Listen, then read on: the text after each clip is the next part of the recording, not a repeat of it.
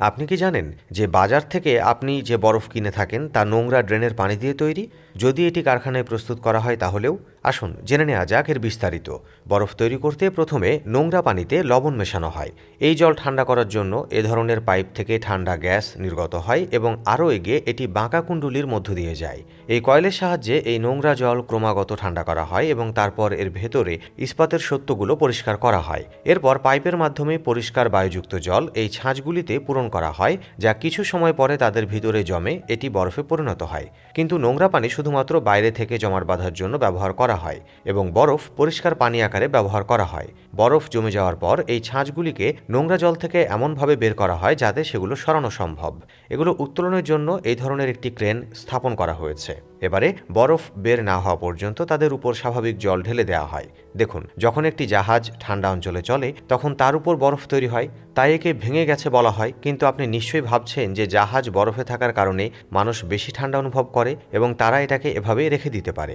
আসলে যখন একটি জাহাজকে জলের উপর দিয়ে ভাসমান করার জন্য ডিজাইন করা হয় এবং জাহাজটির উপরে যদি বরফ এভাবে জমে থাকে, তাহলে এটি জাহাজের মাইলেজ এবং জাহাজের উপর প্রভাব ফেলে। অতিরিক্ত বোঝাইয়ের কারণে জাহাজটি ডুবে যাওয়ার সম্ভাবনাও থাকে। এই কারণে যখনই জাহাজে বরফ জমে তা সঙ্গে সঙ্গে ভেঙে যায়। আপনি কি কখনো ভেবে দেখেছেন যে সমুদ্রে পাওয়া কন্টেইনারগুলিও আপনাকে কোটিপতি করে তুলতে পারে?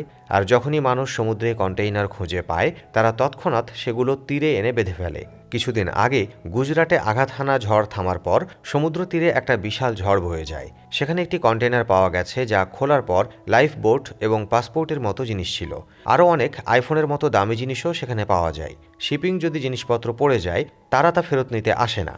বন্ধুরা, আপনাদের বলি যে বড় জাহাজে হাজার হাজার কন্টেইনার রাখা হয়। ঝড়ের কারণে তাদের কোনোটি যদি এমনভাবে পানিতে পড়ে যায়, সেক্ষেত্রে জাহাজগুলি কন্টেইনারগুলোকে জাহাজের উপরে ফিরিয়ে রাখে না, বরং যে কন্টেইনারগুলি জলে পড়ে যায় তাদের বেশিরভাগই ডুবে যায় এবং যে কয়েকটি কন্টেইনার পাওয়া যায় তা তাদের হয়ে যায় অন্য কারণে। কোম্পানির পণ্য পড়ে গেলে শিপিং কোম্পানিকে ক্ষতি বহন করতেই হয়। আপনি কি জানেন যে এবার ভারতে ঠান্ডা এতটাই তীব্র যে সেগুলো বরফ হয়ে যায়, কিন্তু জমে থাকা তুষারও হাত দিয়ে পরিষ্কার করতে হয়। উত্তর ভারতে আরও বেশি করে। দেশের অনেক ঠান্ডা শহর ইতোমধ্যেই তুষারে জমে গেছে। রাস্তায় তুষার জমে থাকার কারণে এখানে প্রায়ই সড়ক দুর্ঘটনা ঘটে। কিন্তু কেন এই ঠান্ডা দক্ষিণ রাজ্যগুলোর চেয়ে কেবল উত্তর রাজ্যগুলোতেই বেশি তীব্র? এই ভিডিওতে হিমাচল প্রদেশ তেমন ঠান্ডা নয়, যেখানে ট্রাক থেকে মাটি ফেলা হচ্ছে যাতে যানবাহন রাস্তায় চলতে পারে, কারণ তারা যদি এটি না করে তাহলে এই যানবাহনগুলো পাহাড়ের উপর এভাবে ঝুলতে দেখা যাবে। একই সাথে ভারতের এই রাজ্যগুলো হিমালয় পাহাড়ের কাছাকাছি থাকার কারণে ঠান্ডা বেশি। শীতকালে এই পাহাড়গুলোতে হিমবাহ এবং ঘন তুষারের চাদর জমে যায়। তাছাড়া লাদাখের মতো জায়গা সমুদ্রপৃষ্ঠ থেকে ৩,০০০ মিটার উচ্চতায় অবস্থিত, যার কারণে এখানে আরও ঠান্ডা হয়।